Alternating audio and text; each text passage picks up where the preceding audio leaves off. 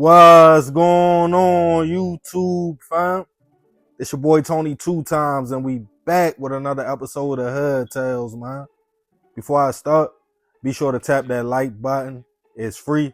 It helps get the video out there. Definitely watch this video to the end so you can hear the full story and all the details in the case. Everything in this video is alleged. For my day one fam, y'all already know it's all love. Thanks for tuning back into another episode. If you're new to the channel and you're feeling the content, feel free to subscribe.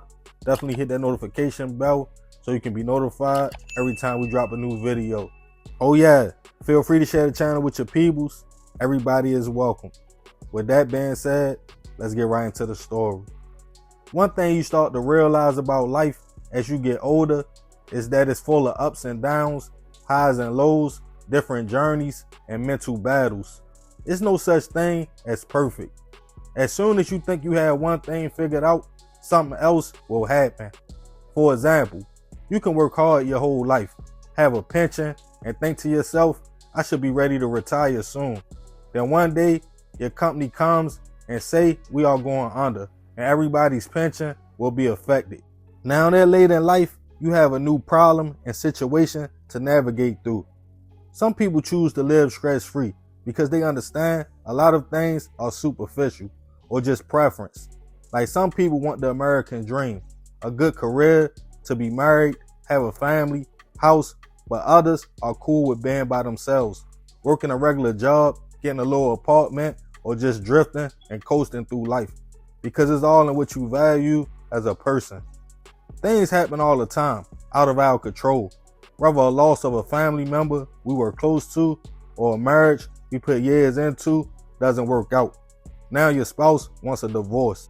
It's all in how you take it though and deal with things as they come.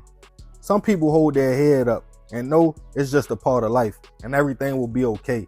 They might lean on family and friends for a little bit of support, but they shake right back. But others let situations break them in their spirit. It seems like they find themselves struggling to deal with the ups and downs of life, especially if they had everything planned out and it goes another way. Usually that's a personal problem, and even though it takes a little longer, some try to figure it out, but others never shake back, and their pain and anger can be misplaced, leaving everybody around them in danger. And on this episode of Hood Tales, we'll be taking it to Milwaukee, Wisconsin, to discuss the case of a man who thought his little brother was smashing his ex-wife, and the paranoia made him snap. Back in 2025, 50-year-old Brandon Smith was trying to navigate life. Brandon had been working, been married, and in a good place just years prior, but life threw him some curveballs. Him and his wife, who we will call Sherry for the sake of the story, had decided it was best they go their separate ways and get a divorce, leaving Brandon moving out of his home and moving to the city's northwest side with his mother and little brother. His brother was 41-year-old Justin Smith. The two had been pretty close their whole life. They had petty beefs as brothers often fight, but nothing major. But Brandon had started moving differently. Their mother, who was up in age, noticed he didn't want to do nothing no more. He would often stay in his room and sleep. He didn't leave the house, go to work. He didn't talk much, and it seemed he had become a shell of himself. While on the other hand, Justin was living life, hanging out and in a good place. He often tried to talk to his brother until Brandon started geeking, accusing him of the ultimate betrayal, of sleeping with his ex-wife Sherry. Taken aback by what Brandon was saying, Justin and their mother told him he was becoming paranoid and that his brother would never do that to him. But Brandon had it stuck in his mind, and his paranoia didn't get no better, to the point Justin would just stay in his room and away from his brother. By February 2025, Brandon was all in his head about a lot of things. Now every time his brother had somebody over to the house, he thought him and his company were plotting on him. In the early morning hours of February 26, 2025, at the family's home, Brandon walked through the house around 4 a.m., throwing out claims. He stated Justin was having an affair with Sherry and was plotting with his friends to get Brandon out the way and take his life. He claimed a man who was Justin's friend came over the day before, and he heard them coming up with a plot. As his mother tried to calm him down, and tell Brandon it was all in his head, Justin came out his room like, bro, what you on? None of that is true. You need to relax. But as he saw Brandon getting more and more heated, he disengaged and went back to his room. Brandon, still mad, called police, who responded to the home, spoke to him, then his mother and brother, and just chucked it up as a minor family dispute and left. But Brandon wouldn't go to sleep.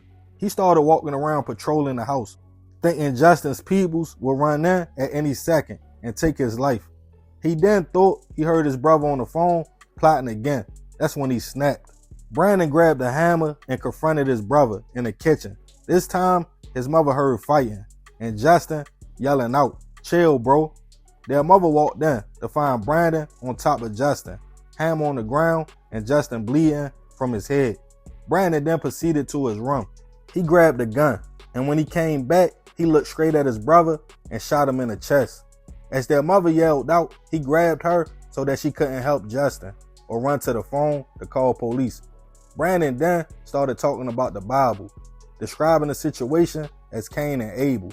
Eventually, their mother was able to get to the phone and call police. But when they responded to the home this time, it was a different scene. They found Justin suffering from a gunshot wound to the chest and blunt force trauma to his head. He unfortunately was already gone at the scene. Their mother told police about Brandon's paranoia and his recent divorce. She stated he thought his younger brother was sleeping with his ex-wife, which wasn't true, and was trying to take his life, but it was all in his head. Brandon was arrested. While in custody, he told police about the phone calls and him hearing his brother plotting. When they asked him did he see anyone else in the house, he stated no, and he had no proof of his brother being intimate with his ex-wife. Brandon claimed Justin was tracking him through his cell phone and was plotting an ambush. His mother felt he was dealing with severe mental health issues. Brandon was initially charged with first-degree hit on his own brother. As the case made its way to trial, the jury heard the shocking details. As prosecutors stated, Justin never even had a chance, as Brandon created a scenario in his mind, then attacked his younger brother, taking his life. With Brandon's confession, his mother's statements, it wasn't much his lawyer could do.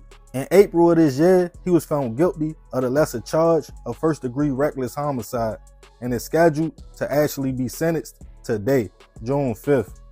Rest in peace to Justin. I send my prayers and condolences to his family. Definitely their mother, who was up in age and had to witness that. Both of her sons gone in different ways. I don't know if Brandon was just depressed or started getting high, but his paranoia made him snap.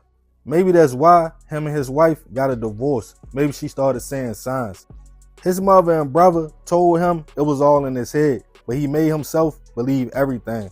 I know people deal with things differently, especially pain and trauma.